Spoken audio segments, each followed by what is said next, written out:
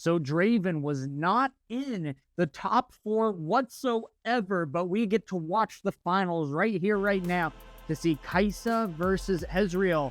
But what we are going to see is maybe that Ezreal has a pretty difficult matchup into what Kai'Sa brings.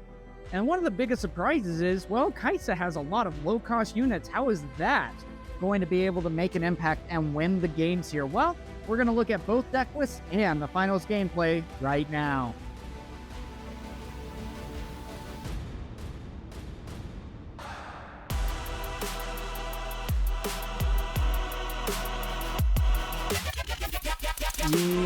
Yeah, have some really fun stuff to go over with you. If you guys are curious, let me actually get this for you real quick.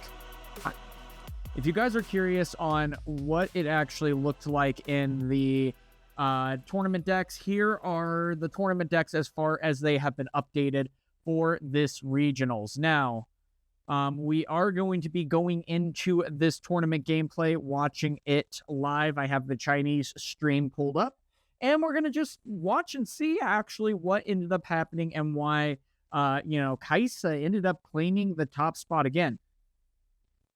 And the interesting thing about Kai'Sa winning the top spot is because, she hasn't had a really great showing when it's come to what she's been able to do in Spiritforged. Had a really good showing as, I think the third most deck last regionals, and then this regionals had a decent enough showing and ended up finally actually taking it. But again, with Kai'Sa last regionals, I don't think she was even able to break into that top 8. And so really surprising there, especially from a deck that was able to do so well this last meta. And I mean, here we go. We'll take a look at the deck lists here. But I do got to say, it is a really interesting deck list that we have here. So again, just for you guys who might not know, Kai'Sa has the ability that when you play a spell, you may tap Kai'Sa as the legend and be able to basically pay a power cost of said spells. So really helpful stuff right there, and can be very powerful in this current meta. Then also we have 7 Fury runes, 5 Mind runes here, and 3 battlefields that are all fairly standard here for Kai'Sa. And I do really like the Obelisk of Power here. Now, for those of you who don't know, wow, that is a zoom in there. I didn't expect it to zoom in that much. Anyway, for those of you who might not know about Obelisk of Power, it specifically says that at the start of each player's beginning phase, that player channels 1 rune. So again, that's been happening a little bit more for the Draven matches I've been seeing, because especially when you are going second in the Draven matchups, it's been very helpful that you get that additional rune when going second, so that you can try to get into the game a lot quicker there. Draven still, of course, will be able to start with 3 runes on turn 1, but that doesn't necessarily give him nearly as big of a benefit as what you see on you getting 4 runes. And so on the flip side, even in the Draven mirror, they do the same exact thing too. So really interesting dynamic there, adding Obelisk of Power for Kai'Sa and for the Draven mirror match respectively. And it looks like it actually does make a pretty big impact. But then you look at this deck list, and yeah, there is a lot of removal here, but it is also very, very low to the ground. I gotta say, I really do like what this deck list looks like, but still, there is, 1, a lot of card draw here, and 2, just a lot of really low might units. And it's like, well, then how do you actually end up being able to overrun the opponent and be able to last to even get to 8 points, let alone win a match? Because, I mean, you look at Plundering Poro, for example. I'm not zooming anymore on that. Oh, we'll do it manually. Because you look at things like Plundering Poro, for example, and yeah, it's good. When I conquer, play a Gold Gear token exhausted, very powerful. But again, that's a 2 might. Then Pouty Poro with Deflect, Watchful Sentry. When it dies, you draw 1. Lecturing Yordle has Tank, which is very helpful. And when you play me, draw 1. Same with Noxus Hopeful, to be played out for a 4 might for 2. Really good. Then on the flip side, we also have Thousand Tail Watcher with Accelerate. And when you play me, give enemy units -3 this turn to a minimum of 1. Bellows Breath, which can be repeated, dealing 1 damage to up to 3 units in the same location. Hextech Ray. retreat to be able to get some runes channeled, which is very powerful. And also even saving a unit that you do not want to lose, such as your Kaisa, can be very helpful there. Stupefy for card draw -1 and Falling Star. Then not only that, on the flip side too, we have Piercing Light, which also can be repeated. That deals 2 to a unit on a battlefield, then deals 2 up to one other unit. Smokescreen at 1, Void Seeker at 1, Progress Day to be able to draw 4, Singularity at 3 to be able to deal 6 up to 2 units, and also Icathian Rain, which has had its errata, and 2 Time Warps. Again, does that mean that we're going to be seeing a lot more of, are we going to be seeing a lot more of Time Warps maybe spiking in price a little bit? I mean, again, because competitors really love to chase the hype. I've been saying this in every single one of my Market Watch videos, is that, I mean, last week when we saw Baited Hook Fiora get second, well, what shot up in price? Oh, by the way, Baited Hook, great. It was at $20 for a little bit, and then it shot right back up to $40, and now it's leveled back down, which is good. But again, I really do love what this deck has been able to do, and it has a lot of really good answers. I love the sideboard, what it's able to do. I still don't know about Rocket Barrage in particular. I don't like it as a deck, or as a card in the deck, but it still is able to deal 4 to a unit in a base or kill a gear, which can be really good. And I'm going to be curious because we get one more regionals, and I'm really wondering if Kaisa can maybe have a little bit more of a presence now that people are seeing, oh, Kaisa actually won here. If we're going to see Draven maybe fall a little bit and Kaisa go up a little bit more, because we've had Aurelia be the second most popular deck, and now we might see people switch back to Kaisa. We'll see. But I do really like how this deck is built. It looks really powerful, and it prioritizes even like the card draw with the removal side of things. And so it looks really good. I'm excited to see what it's able to do, and I'm going to be curious because, yeah, it had a really fun matchup versus Ezreal, which we are also going to be taking a look at. And that's going to be the thing. Draven was nowhere to be seen in the top 4. And I got to say, I love what that necessarily means. Now, again, we have the deck list set. We've posted the link for you guys. But here is the regional open for the Ezreal that got second. And the big thing that's going to be making an impact here is going to be Pit Crew. Now, Pit Crew in particular is such a good card. Now, it just says that when you play a gear, ready me. Well, guys, what is a gear?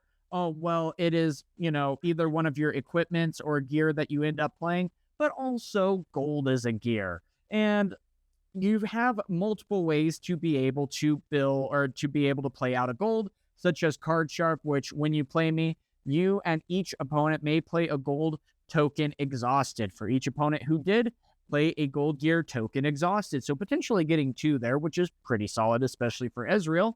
Then on the flip side, you have Cole, which when you attach it to a unit and you conquer with said unit, you are able to play a gold gear token exhausted. So very powerful there and a great response. They're even fitting Scrap Heap in this deck, which is very surprising too. And so with Pit Crew, you're able to get things started here relatively quickly, which is really fun to see because the rat itself is able to move into a battlefield, ready itself up, move back out of a battlefield, then you play a seal, then it moves into the other battlefield, scores 2 points, creates 2 golds, and then can immediately just move right back into base.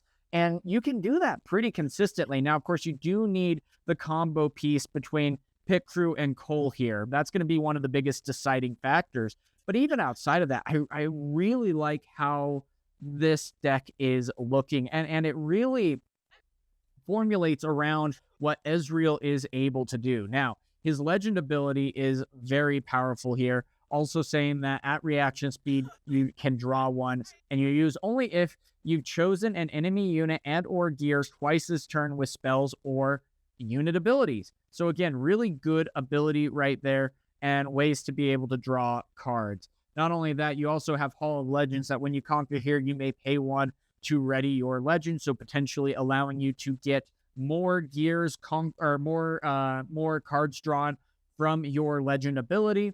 You also have Veiled Temple, that when you conquer here, you may ready a friendly unit, or a friendly gear, sorry. And if it is an equipment, you may detach it. So again, some really fun stuff to be able to utilize there. And then also Void Gate to deal 1 additional damage per spell. And again, you're seeing 2 decks here that are very built around not only damage, but card draw here. And it's made a really big difference. I mean, you have Scrap Heap here that is able to get card draw. Ezreal, he specifically says that when you play me, discard 1, then draw 2. Okay, cool. That's really good. Then optional additional cost, you pay cost 1 or 1 power less, you get to pick. So that means, you know, something like even Thousand Tail Watcher here that has an accelerate cost, just so you guys know, the acceleration cost is an optional cost, which means you could potentially accelerate Thousand Tail Watcher for 7 and 2 power, or for even 8 and 1 power, which is very powerful in this case. And so, again, you got to be very mindful. This is a kind of complicated deck to try to run.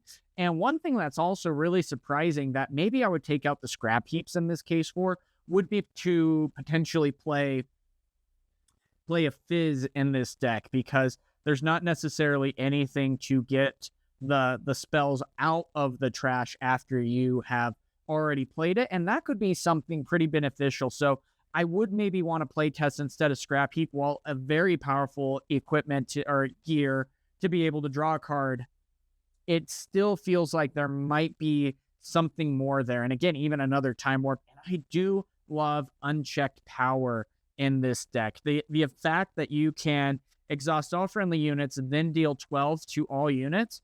Well, then if you have something like Seal of Discord, you clear out the battlefields. All right, cool. Well, Pit Crew readies up with that.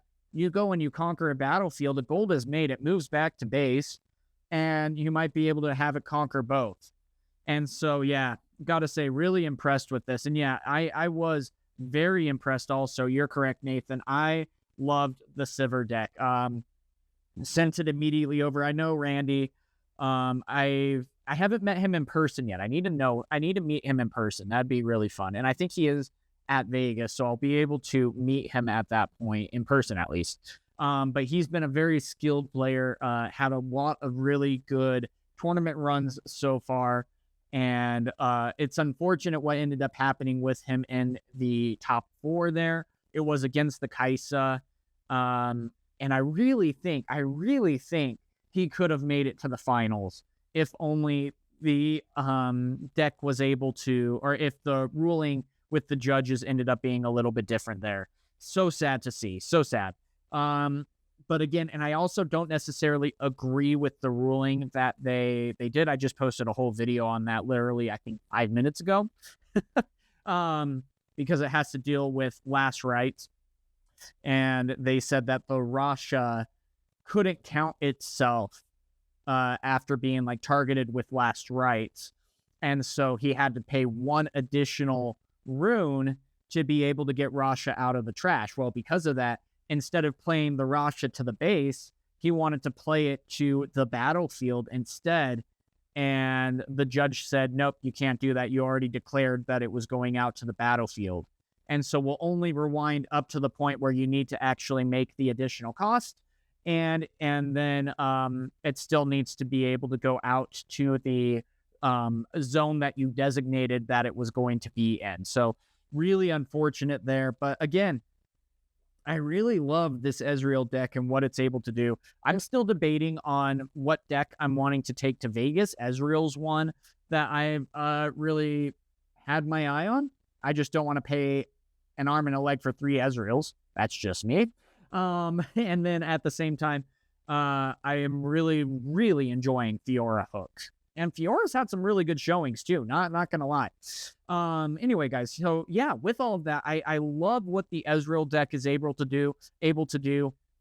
And outside of maybe the signature spell, I have everything else for it. The Seal of Discord, I would need to get 1 more. I have 2 of them.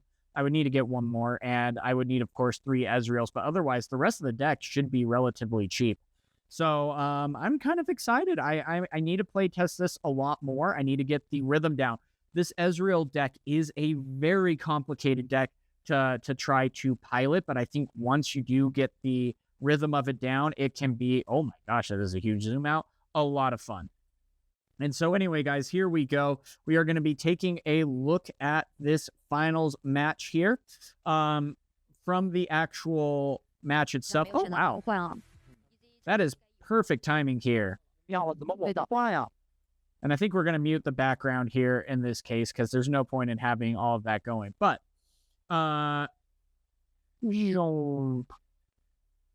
again, going to be curious to see how this match ends up situating here because, again, we do know that the Kai'Sa ends up winning here, but I didn't see that coming. I wouldn't have thought that the Kai'Sa would win here, but I'm actually, and I'm just blown away that Ezreal and Kai'Sa both respectively were able to make it to the finals here. This is something that is really fun to be able to witness here. And we'll see what might be happening here as we go into the stacked deck. And again, oh my gosh, I just hit X on that. And so, again, some really good answers in the start of this Ezreal's hand. This is going to be a best of 3. And I mean, I can't believe even going 10-1-1, both players respectively. Good for them. That is a feat in and of itself. And then, of course, on top of that, they've been able to make it to the finals.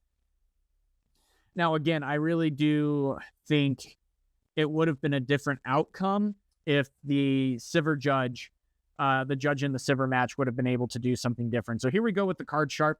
A gold will certainly be created, but in this case, the opponent is going to also be opting in for a gold. So that's going to be 2 gold right off the bat.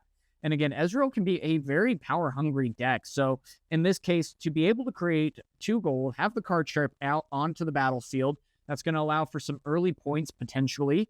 And they're waiting on the Ezreal, which I got to say I really do like as an option here. Because again, you got to be a little bit careful about what Kai'Sa can do. And you see how fast that board was able to be built up. That's going to be 2 cards in hand, both for the Lecturing Yordles. One was played on the previous turn, and then with the Noxus Hopeful coming out. So a lot of might already right off the bat. And could potentially be going up to 2 points here. So a gold is going to be spent for a seal. And this is already without the pit crew coming into play. And so it looks like Ezreal could be coming in. Of course, the seal is going to be paying the power cost. And then discarding 1 to be able to draw 2. The Stupefy is going to be discarded here. And 2's going to be drawn. Looks like a Time Warp being off that deck. Off the top of the deck. And again, this is going to be something really fun here because I want to see what the Kai'Sa player does here to be able to deal with these board states. So here we go with the, interesting. Attaching the equipment onto the Ezreal in this case, and then not attacking into a battlefield and leaving 2 runes at the ready. So again, you might be a little bit worried about the spells that could be coming from Kai'Sa and trying to protect your units. It's no longer going to have both of these units falling to a falling star in this case, and instead they're going to be able to survive and fight another day. So you still got to be a little bit careful because if there is a Stupefy or anything like that, then both can still fall, and that's going to be a big benefit there to the Kai'Sa player. And again, he already has a lot of cards in hand as a Kai'Sa player, but Ezreal can get an insane amount of card draw. So that's not necessarily anything to, bat an eye at. This is just going to, both competitors are going to be able to get through so much of their deck.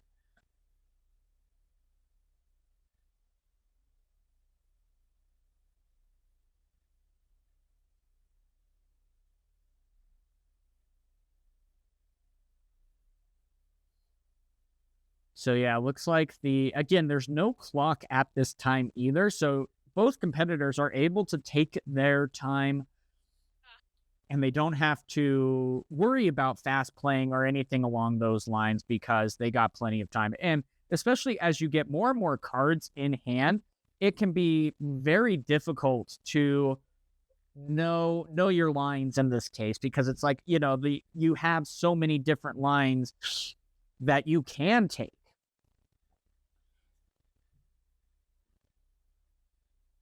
But still, it's going to be interesting to see how they prepare to go about this. So the Noxus Hopeful is going to be going into the battlefield. That's going to be up to 1, and then the Yordle going into the other to go to 2. Likewise, the Kai'Sa is going to be played non-accelerated in this case, as the pass is happening with 3 runes still at the ready. So if one of the battlefields is taken, Kai'Sa could still move in and get another point for Conquer, but you got to be so scared because of the top battlefield adding 1 additional damage to spells that target here.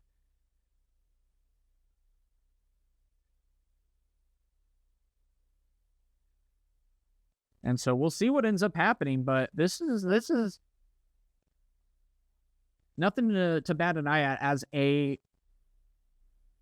as a hidden or a stacked deck is played here. So being able to look at the top 3 cards of the deck.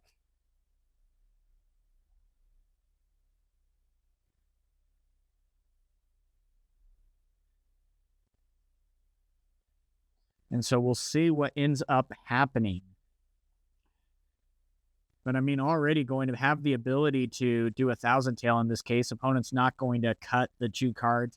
Not that it necessarily makes a huge difference if they do or don't, but there is a randomizer there. And as we go into a Void Seeker, or not a Void Seeker, you know what I mean, a Mind Splitter, being able to see the opponent's entire hand and being able to pick any card from the hand and saying, yep, that card is gone.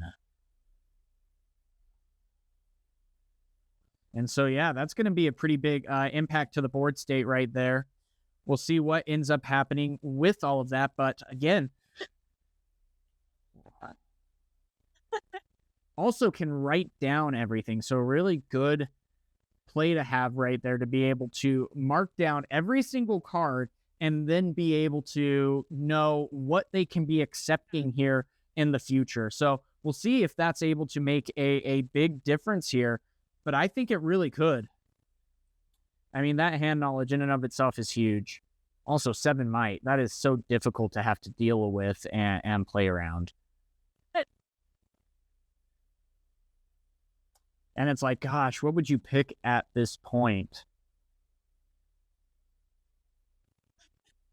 And it's like, I would either go probably either the Void Seeker or the Retreat personally.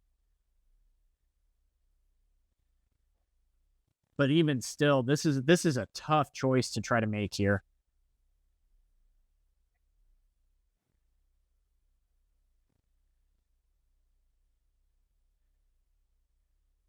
And it's like, or do you go with the Stupefy for that matter? Because again, you're going to be drawing even more cards at that point. But still, I think the Void Seeker would be what I would pick. Also, no units in hand. So yeah, it looks like the Void Seeker is going to be going into the trash. That is also the only Void Seeker in the deck, so it is gone. I do also really love this Kai'Sa deck build because it has the ability to draw a lot of cards so that you can have the answers needed to be able to make that impact on the board state. And so again, though, this is a long match too. That's the tough part. This is a long match. But I mean, we're already on turn 3 or 4, and there's a lot of runes out. And the card sharp made a big difference there in that opening. Now here we go with the Karchev's going into the Lecturing Yordle. Now, again, we know that there's definitely a Void Seeker and a couple other options here. So he's moving in regardless, which also can be a little bit intimidating. So the Kai'Sa player could very well be thinking, well, if he has these kinds of responses, what then can I and should I play around?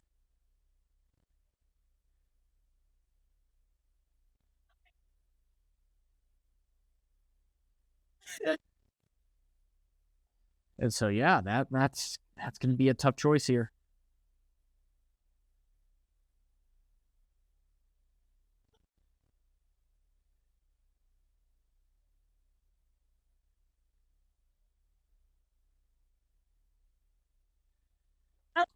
And so, yeah, it looks like it is going to be taking the battlefield and then passing for turn. So great job there on being able to do so.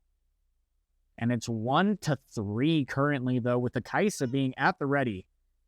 Yeah, and so the Kai'Sa deck list, let me get that for you. Here's actually all the deck lists, so that you can look at all of them. But yeah, this Kai'Sa deck list was really interesting, and again, prioritizing a lot of the card draw. And so I'm also really interested to see what this Kai'Sa deck is able to do, because again, it does not have a lot of might, in the sense of what its units have outside of Thousand Tail Watcher. And so it's like, okay, cool. Well, then how are you, if your opponent makes a big board state, how do you then go about taking these battlefields, especially mid to late game here? So the Kai'Sa is going to be committing in. You do have to be careful, though, about what options they could potentially have, but luckily nothing to be played as the opponent is tapped out, so the Kai'Sa is going to be drawing another card. The risk is you do want to still keep one rune up, though, at least, to be able to save the Kai'Sa just in case. It being in the battlefield that deals 1 additional damage for each spell, that's very easy to do. Because we have Wages of Pain, we have Ezreal's signature spell that also deals 3. So a very difficult situation here.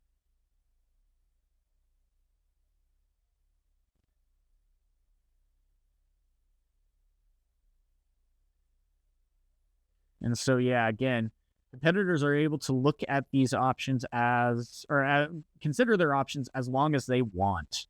So it looks like, yeah, we are going to be having the Stupefy add a -1 onto the Mind Splitter here. With the Stupefy. Again, another card draw here for the Kai'Sa.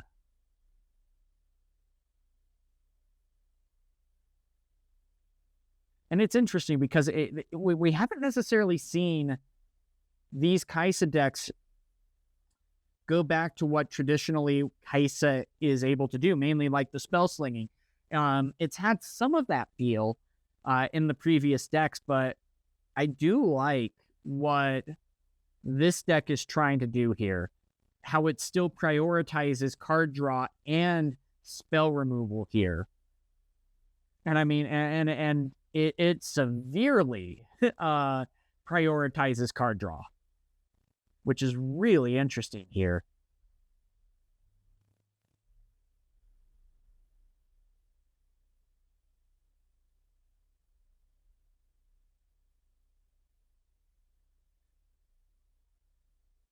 And so, yeah, we're about to get into this game.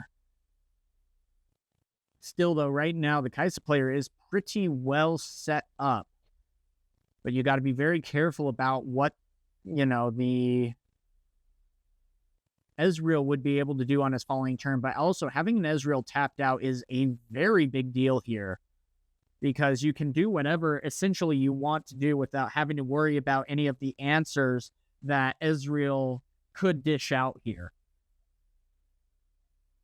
And with that pass, it's going to be a good ready up. The Kai'Sa is at stake, but literally only 1 rune was used for the Kai'Sa player. That is a lot. I need to log in. Dang it. I have a profile here. I do have a profile. Let's double speed, actually. Especially with how slow they're playing. I think we'll 2x here. And so Ezreal right now still does have a good catch-up mechanic here if he does decide to do the time warp. But the hardest part is that they run the purple seals and nothing else necessarily. So there we go with a free called shot, being able to look at 4 immediately being repeated. And looks like Wages of Pain is going to be put to the bottom. And also, ooh, there we go. One of my favorite cards going to also be added to hand. That could be something to really utilize here. Deals 12 damage to everything. But if you're able to have some good answers here.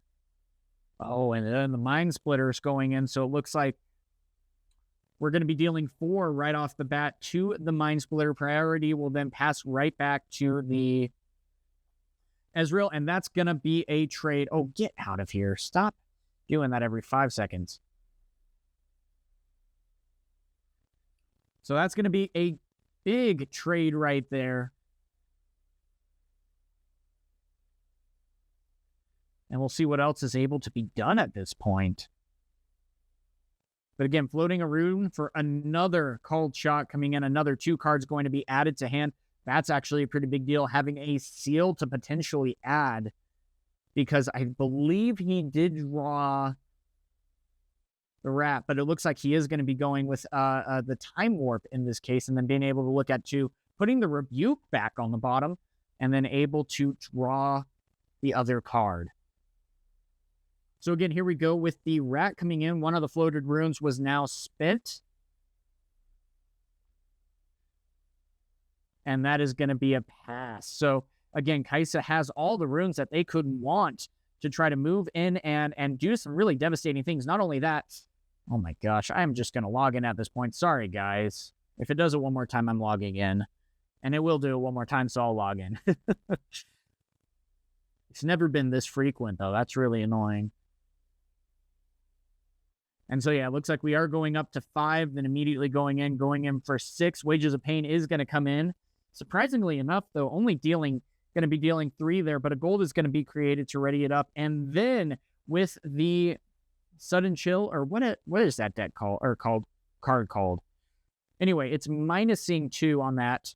Could also be repeated for 1 less with the Ezreal cost, and that is going to be enough to stop it. And that might have also been enough to stop the time warp here for the Kai'Sa. Still, though, even having 1 unit on a battlefield is going to be a big difference maker here. Still a lot of runes up. And if you do try to take the battlefield, we've already seen that the Kai'Sa has a lot of spell removal. And not only that, things like Stupefy. Okay, 1 second, guys. Let me log in real quick. Gosh, dang it.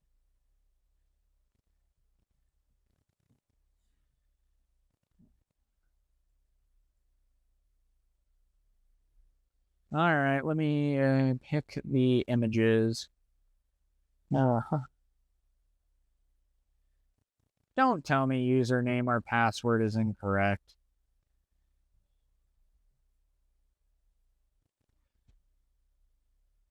Ah, there we go. SMS login. Okay, there we go.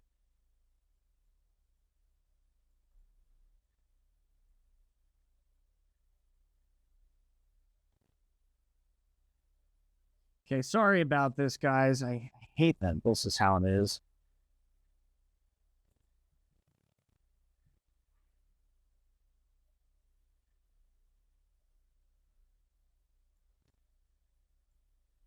Anyway, but yeah, this has been a really fun match so far.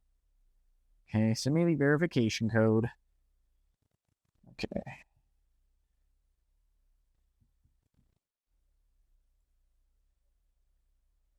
All right, I'm officially logged in, guys. There we go. Should have better prepared for that, but we're back. So again, here we go into this follow-up here. And so many runes for Kai'Sa. I mean... And with that, looks like we are going to be doing some forked damage here Is it going to be repeated, though, is the big question. And it looks like it very well could be. So that's going to be 2 damage. You do have to pick a unit in a battlefield to be able to deal the amount of damage needed. And so that is a requirement. You have to deal 2. So he's going to retreat his own unit, again, be able to channel the rune that he just sacrificed, immediately play back out the Lecturing Yordle, drawing another card, then going out with another Noxus Hopeful. So great answers so far here to be able to get another board state built. Now, this is going to be a big turn for Ezreal. Both competitors do have pretty much all of their runes out, but another Mind Splitter is going to be able to come in. The Time Warp is gone in this case.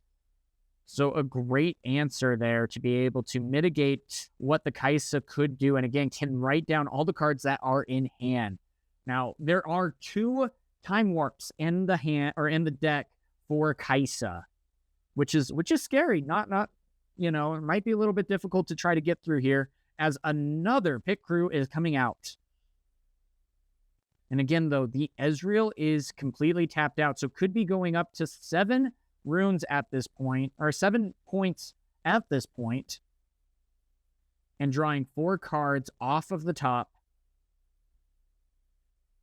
Great answer there. I mean, already able to draw 4 more cards. That, I think, is a great game changer there in that case.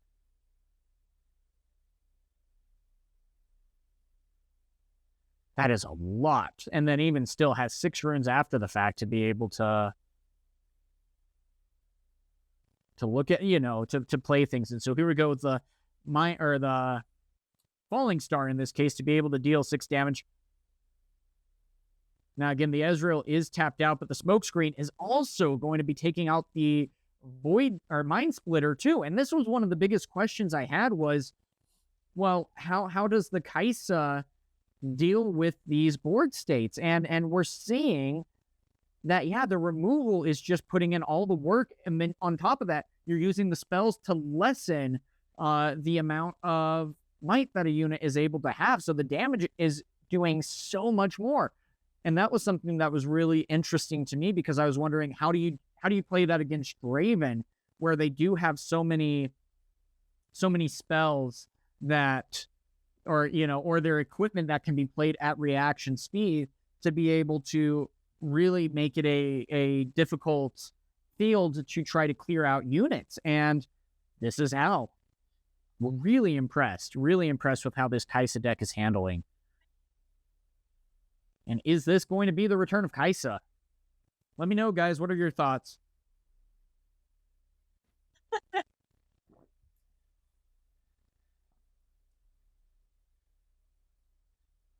Now, again, Ezreal in this game 1 hasn't necessarily been able to find a lot of their answers so far. And Kai'Sa's been able to have a lot of answers against this deck. So we have an accelerated, or no, we're reinforcing. There we go. We are reinforcing with that. We also even have a Time Warp, though that card is essentially dead in his hand right now, especially just with the deficit here. And the scary part is, with all the cards that he drew in hand, he could go over to the other battlefield. But already that is going to be a big finish there. No, that is insane. Bill immediately just taking out all the answers and able to take out both as we go into game number 2. A great answer there from Kai'Sa. Seemed like it was able to pretty handily take out the Ezreal in this case. I mean, Ezreal did have a little bit of a struggle in the beginning, you know, and rightfully so. Wasn't able to get the pit crew started here, which can be a big difference maker in how that maneuvers around the board. But at the same time, that was a really solid answer, and really impressed with how Kai'Sa was able to handle this board state, and Ezreal just wasn't able to do much. I'm also got to say, I'm really surprised by the amount of runes competitors were able to keep out on the board. That was insane to be able to see.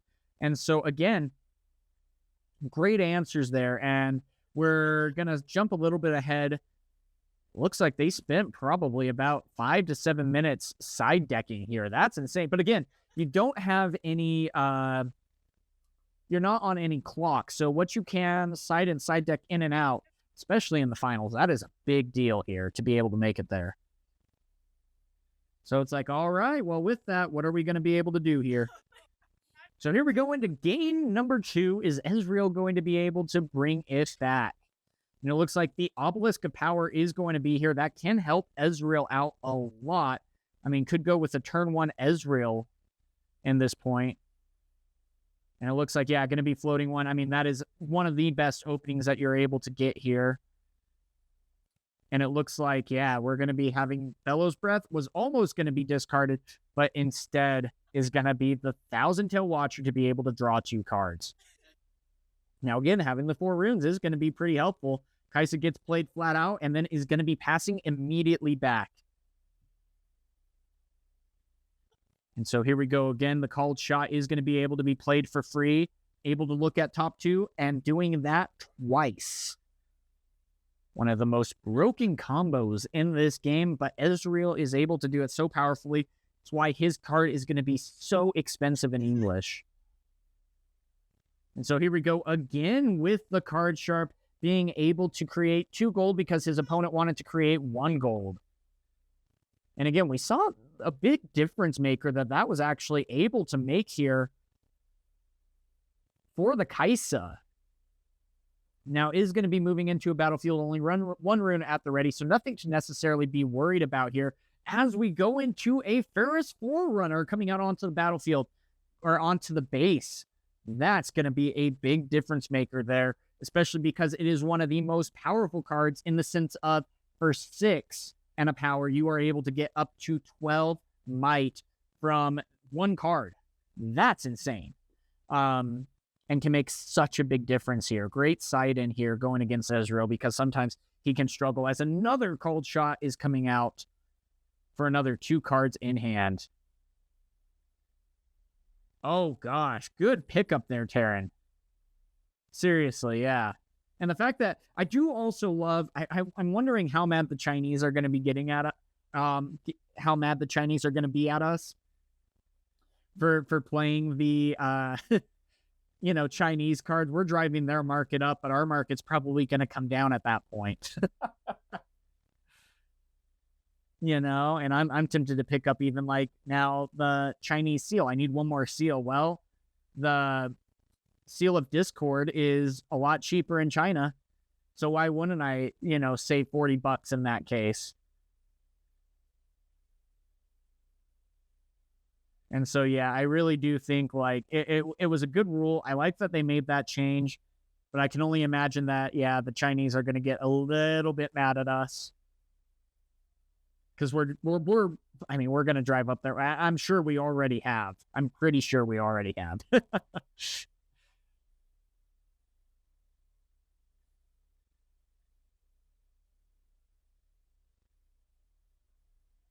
So yeah, this is going to be a big turn though. Again, we're already at 1-1 in this case. Ezreal has been able to build up his board state decently well.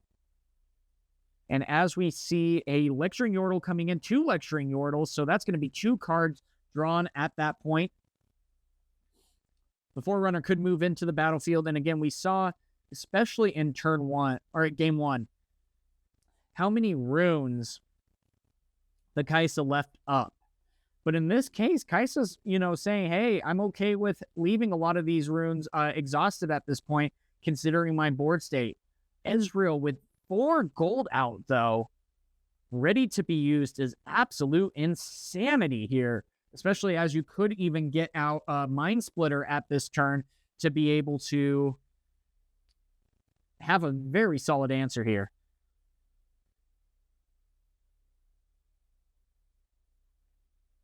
Yeah, Terrence, no, seriously, great job there. I mean, might as well at this point. Hooks are only $15 in China? I did not know that. Holy. I picked mine up in set 1. So, yeah, the price difference is just absolute insanity there. But here we go with the Mind Splitter coming down, and again, that could be a discard of the Time Warp, but there are a lot of scary cards. I mean, even if you're not necessarily needing to play around the Time Warp, that could be a dead card in hand until very late into this game. And so destroying all the gear, though, that is going to be a solid choice as the cards are getting written down here for our friend here. Being able to do so is huge hand knowledge here. I mean, and knowing that you got to be very careful about a Thousand Tail Watcher that could be coming out this turn. But at the same time, how are you going to be trying to play around the Forerunner here? Now, again, a Kai'Sa being tapped out is one of the best things that can go your way here. That's one of the things that you want the most to have happen here, is have your Kai'Sa tapped out. There are no responses that Kai'Sa can have this turn. Awesome. But it looks like a Bellows Breath is just going to clear the board. Great job there. And now, at the same time, that is still going to be a card draw off of the Watchful Sentry. But still, that really mitigated the damage that could have been done here. Great play from the Ezreal. And yeah, I agree with you. I really do like this Ezreal list. That's why I'm still debating on bringing either Fiora Hook or Ezreal, because I think both are going to be very viable here. And I really want to... I love Ezreal, but man, I got to say, Ezreal can be a very difficult deck to play, too.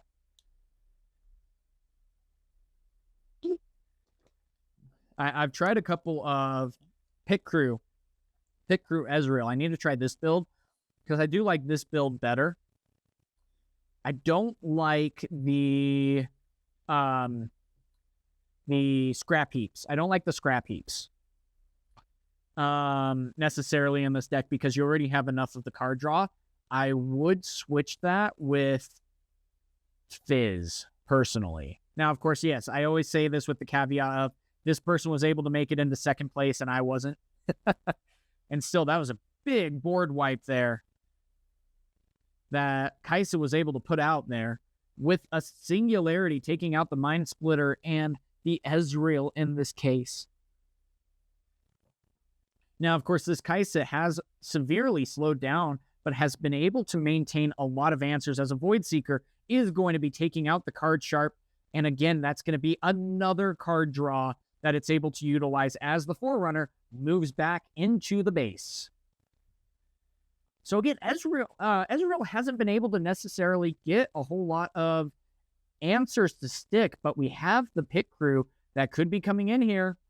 And if we are able to start moving around some, again, the Kai'Sa is tapped out, we can start to watch a lot of points able to be scored here. So here we are with the Pit Crew coming into play.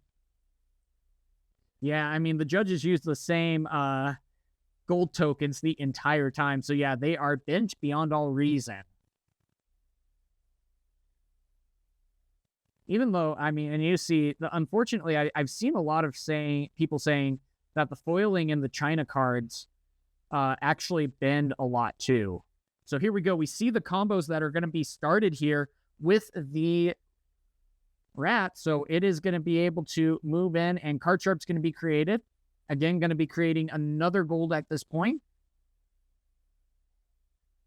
And so he's saying no to the gold at that point, but the Rat is able to come back to base. And that's going to be a pass. So only 1 point able to be scored. So not necessarily a whole lot done there, but not the worst. And so again, that's going to be already a -1 coming in with, what is that, a Stupefy that was played? I don't see it being marked yet. And I can't see the, oh. And then dealing 4 to a unit. Yeah, that's going to be a big deal right there, as the Forerunner moves right back into the base,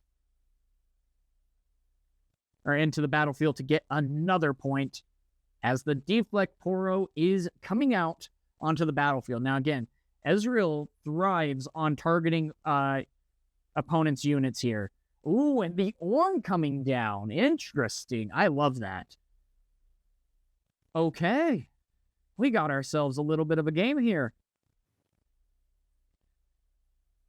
Because, I mean, those gold tokens are going to be adding a lot of might to this Ornn.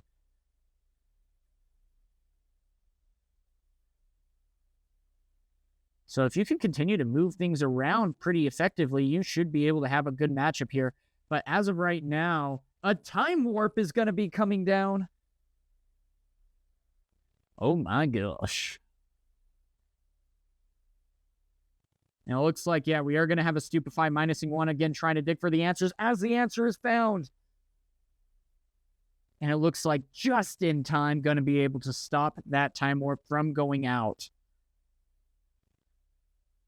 That was a game changer right there. Again, that sucks too. That was 10 might paid being stopped by a 2-cost spell. And so double seal, getting that to the bottom of the deck. That can be sometimes the risk of running 3 seals at that point. Going to be playing the Call and attaching it. That's going to be another bit more of the might added to the Ornn, and easily taking this battlefield, going up to 3. Gotta say, I do love the Ornn inclusion here. Been able to get so many answers here. That's going to be a 12 might Ornn. As another Ornn comes down. Oh my gosh. Able to add the coal. And then a pit crew coming down at last. So still being a 6-4 here. Kai'Sa still has the momentum, still has a lot of the answers. But will it be enough here? That's going to be the big deciding factor, I think. But so far, I mean, it's been a really good ride. But the Ezreal just has not been up in points this entire match.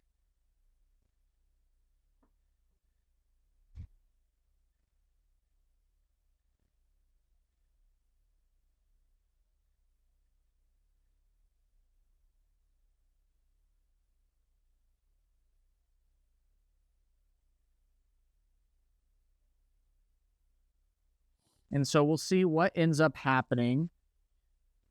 But again, I gotta see, and I really think in this case, no, Vex wouldn't be enough here, but we saw that Vex would maybe make an impact, at least when trying to take battlefields here.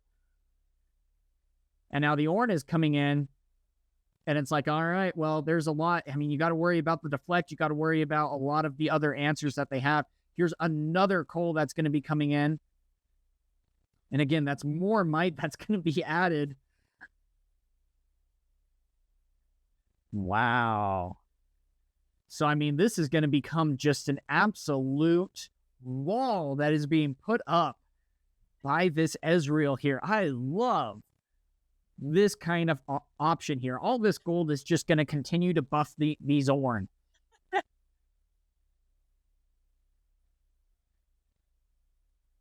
And I mean, and respectively, both are at 12 now. So Stupefy is going to be targeting the Poro in this case.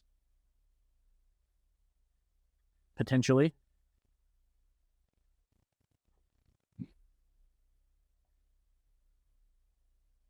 And I mean, you can dig for even like some rebukes or things like that. Is that 5 runes that are... No, they're not floated. What is the 5 there for? I think I missed that. But even still, yeah, I think he floated 5. And it is 6-6 with Bellows Breath in the backfield. Again, that could clear out both of the Poros again, but is that going to be necessarily something worth it here? And it looks like it very well could be. So it looks like Bellows Breath repeated. And another card sharp could be coming out here soon, too. With, whoa! Never mind. There's the Thousand Tail Watcher able to come out. And another reinforcement there. That is a lot of might there. And I don't think the Kai'Sa is going to be able to get into take care of that. As we are probably going into game number 3. Gosh, that was a good answer.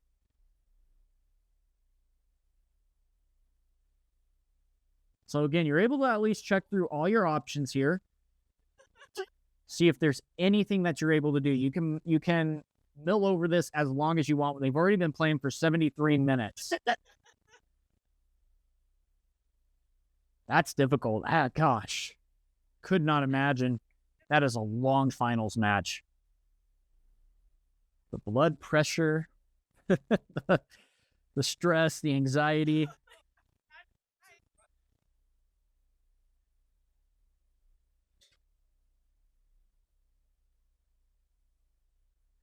And it's like, I mean, these 2 days of competition all come down to this final game.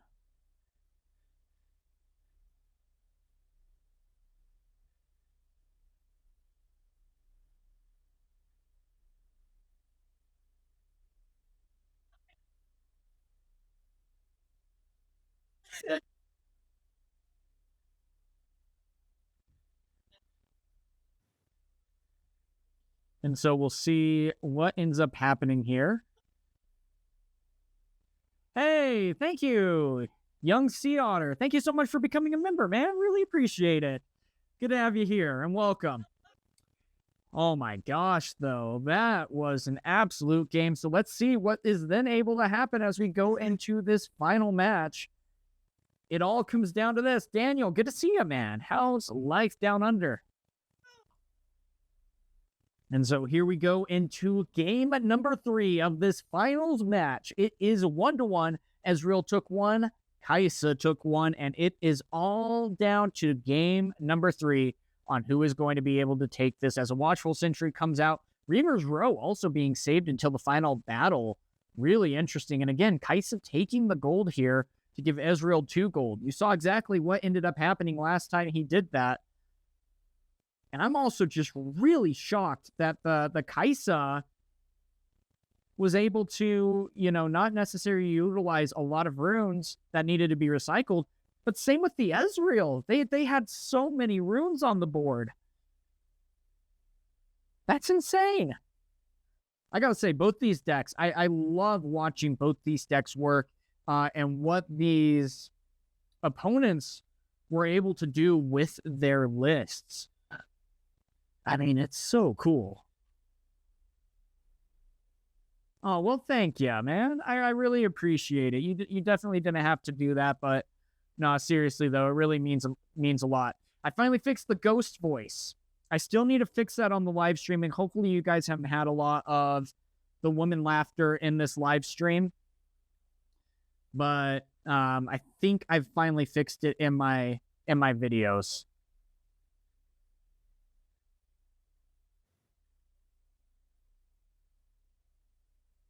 And so we'll see what ends up happening, guys. But man, we're already in February. I'm going to 3 pre-Rift events this weekend myself. I mean, I'm already super pumped for all of that. This is going to be such a fun set. And so here we go, though, into the match. It is currently 1-1. It's already hot. Woo. Yeah, no, it's hot. I get that. It's actually really hot here for the winter. We're at 50 degrees here in Utah, which is unheard of. We have not had snow this year. It's absolutely insane. So here we go with the Lecturing Yordle coming in to draw a card. Thousand Tail Watcher being drawn off the top of the deck. And then, yeah, here we go again. Another Seal is able to come down for a called shot, trying to get some answers going. And again, 2 cards drawn, trying to find some answers. 3 Ezreals are in this deck. But again, if they can continue to take out these Ezreals, it's going to be very difficult. And the Ornn even coming in almost feels a little bit like a desperation move at this point. We're already at a 5-1 here versus the Ezreal. Again, the Kai'Sa has been able to get the answers and deal with this board state.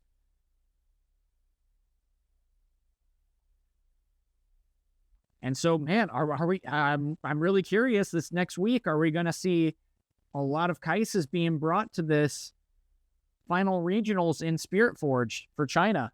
He might.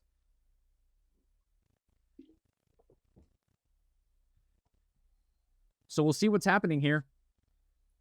But again, already 4 cards that are able to be added such a powerful card. I mean, it's a 6 cost. That's a lot.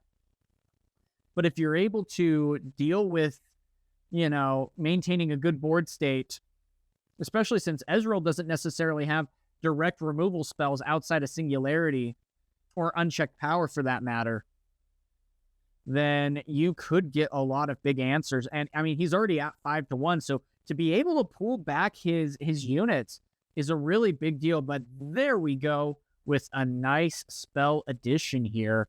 Still, though, again, that's going to be mainly played for the equipment. There's nothing in the discard that he can necessarily get out yet, but at least he can... Oh, he can get the Ezreal back out. Never mind. It looked like his field was empty yet. I didn't see him remove it. So the Ezreal is going to be able to come out. Still has to pay the cost. Discarding the card sharp to be able to draw 2, immediately able to refill the hand. But Kai'Sa is still in a really good spot right here. Gosh, really good spot right here. The rune count is at an insane high. The board state for Ezreal is incredibly weak right now. Holy crap.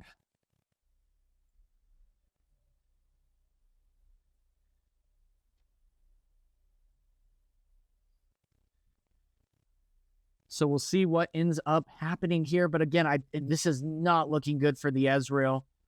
He is able to at least clear out a lot of the board here. But there are a lot of points that he needs to come back from.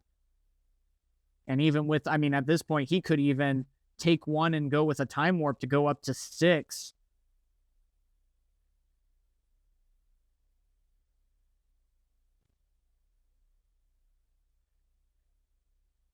Gosh. This is gonna be... I'm trying to figure out what Ezreal could potentially do to try to deal with these board states. As a Forerunner now is coming out, that is going to be 8 might out in the battlefield itself. That's going to be a big difference maker as the pass is situated here. 100 minutes so far played. I'm glad we did 2x at this. This is a very tough matchup for Ezreal, and we haven't seen a lot of Kai'Sas in the meta. But now that we have, and I think next week we're going to see even more. And this could also be even a wake-up call for a lot of people trying to go to Vegas and Italy for their regionals.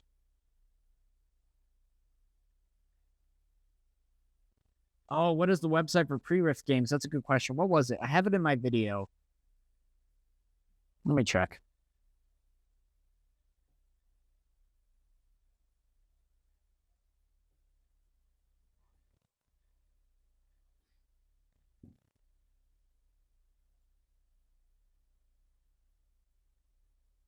So anyway, yeah, this is, I mean, they're definitely building up board states here, but they're not necessarily able to get very many answers going on so far.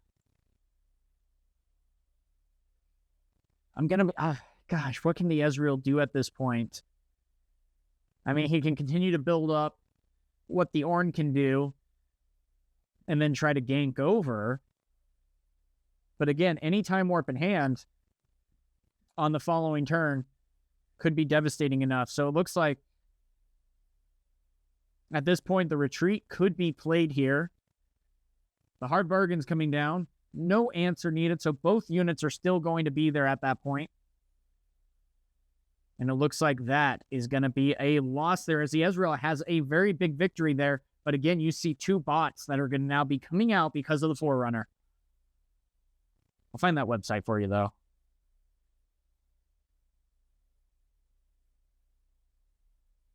It's in my video. I think I put it in most of my videos for there. There's the, oh my gosh, there we go. With the Time Warp coming in for the final win there. Oh my gosh, that is an absolute big win. Gotta love it, gotta love it. Anyway, guys, yeah, that was a finals 2C, and it looks like, yeah, the Kai'Sa just has a very powerful matchup into Ezreal. So that's something that we're going to have to watch, but that is exactly why Kai'Sa was able to get there. More than anything, really well played there, as, I mean, they have some great celebrating going on right now. I'm not going to worry about that, though. Very solid win, though. Very solid win from the Kaisa.